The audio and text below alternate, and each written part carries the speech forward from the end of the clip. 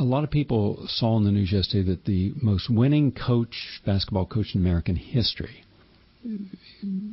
even more than John Wooden or anyone else, now has been diagnosed with advanced dementia and Alzheimer's. And then they had a person on, and I just saw it this morning because someone in my office sent it to me on a hookup of the person on the network news saying, well, but there's no treatment, there's nothing that can help a person with Alzheimer's, all they can do is make them comfortable. And they are correct. They're 100% correct. There's absolutely nothing anyone in official medicine can do. But that's their point of view. Standing by for a moment or two to offer some hope to this woman. If anyone in this audience wants to take this information and reach out to her, please do so. I have Dr. Howard Robbins on the line, and I have Marie McGovern on the line. Let's go to Marie McGovern first. Hello, my name is Marie McGovern. A few years ago, after suffering Alzheimer's and being totally incapacitated, I was referred to Dr. Robbins on Dr. Null's referral to receive direct intravenous ozone therapy. And with Dr. Robbins' meticulous monitoring of my ozone dosages and my strictly adhering to Dr. Null's nutritional protocol, I've reversed many of the effects, as you can probably hear. It's an ongoing, truly an ongoing, and it's, I am very, very, very pleased. It's hard work, but the alternative of being almost unconscious and unresponsive is a situation. I'm terrified. Marie, let me ask you a few quick, short questions, all right? Sure. I'm just wanted to say I'm really grateful for being given back the gift of life again from you and Dr. Robbins. All right. Were you treated at the Rush Center down at New York University? I was treated, yes, not only for Rusk for rehabilitation, but I was in the a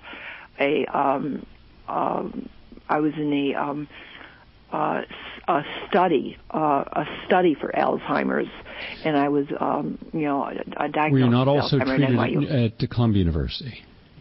No, I was not treated at Columbia University for Alzheimer's. I was treated at NYU and diagnosed at NYU. I had stopped by Columbia, and they didn't really do anything.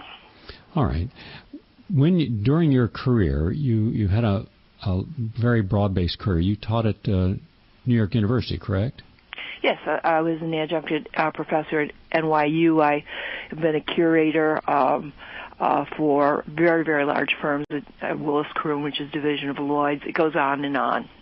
All right, so you had a long and distinguished career. When you first came that day at 92nd Street for our first Healing the Brain mental health support group, how far along in your Alzheimer's condition and symptoms were you?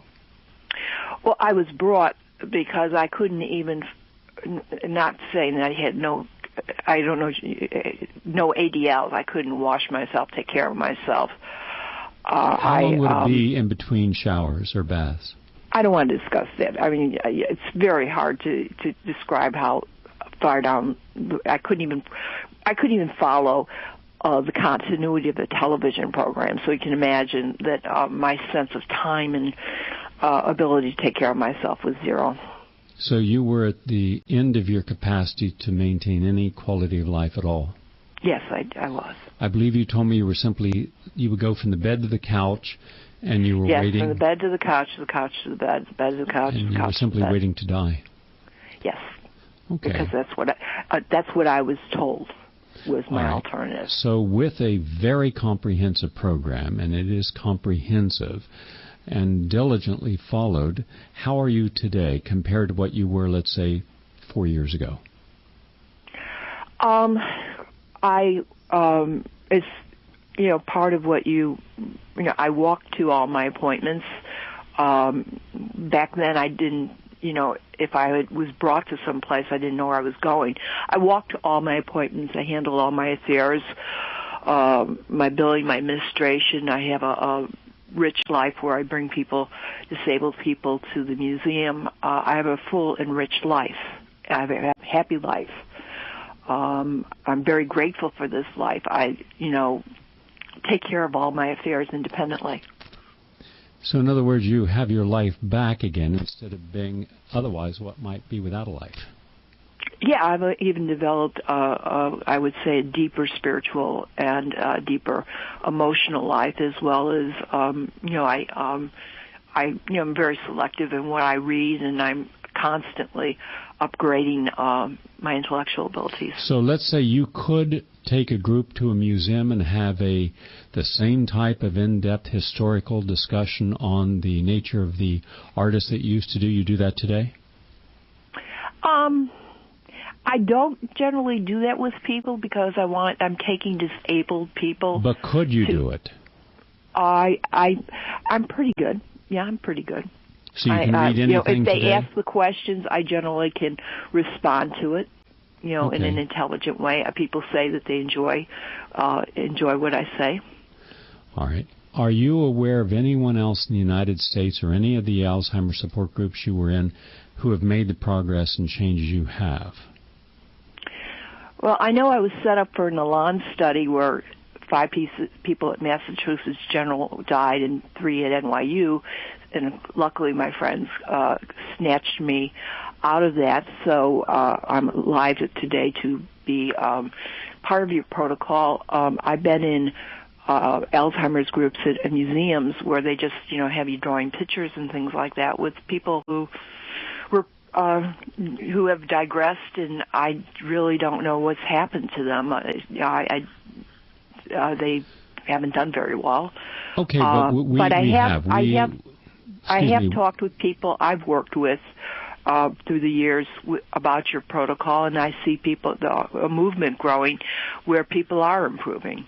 That I talk to who are part of. They're improving not because of the orthodox treatment. Let me just, because I want to go to my guest, and I appreciate you sharing this. Here's a woman who today, in all likelihood, would be dead. She's Marie McGovern. Would you agree or disagree with that, Marie? I agree emphatically with it. Okay.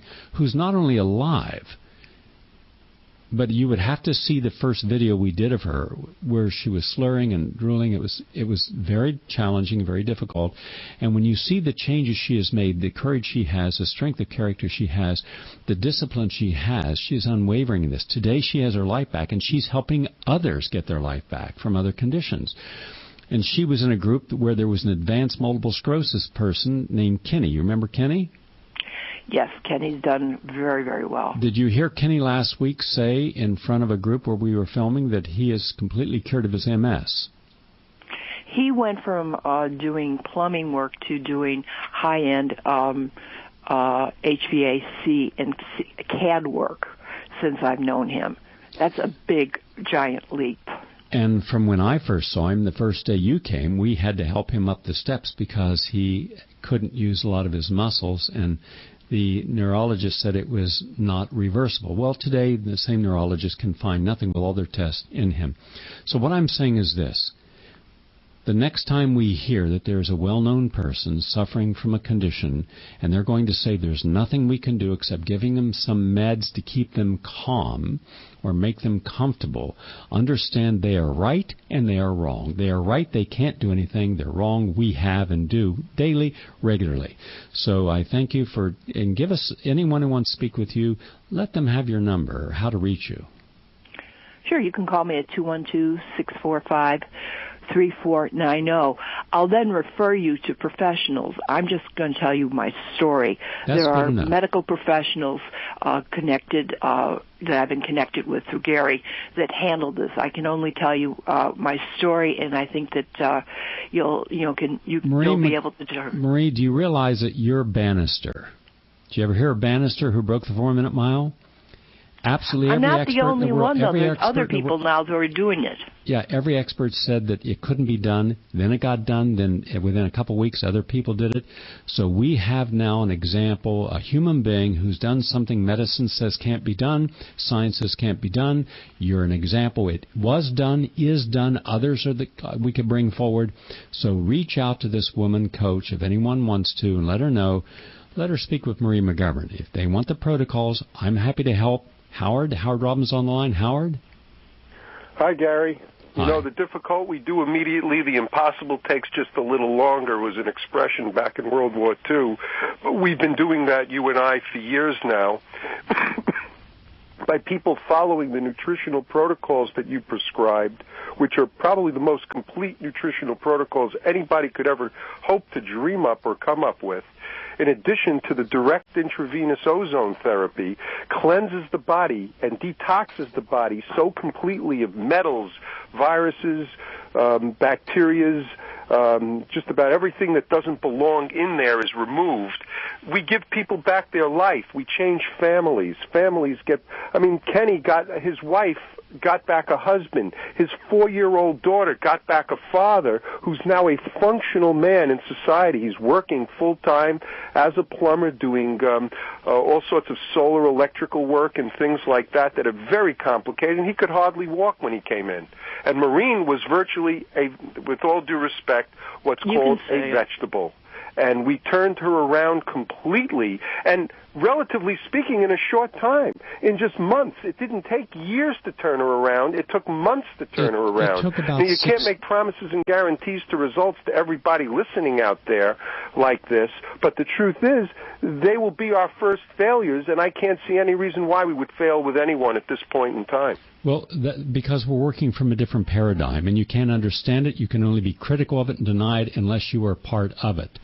So, Howard, I've got to go. My guests have been holding, but I had so many people evidently contact my office in New York. I'm not there. I can't get the communications. I'm filming. And I want them to know that, yes, we could help. We could help. And I'm on the road. If anyone wants to reach out... Let them call me, Gary. Let them call you. 212-581-0101. 212-581-0101. I'll take the calls. I'll handle it for us.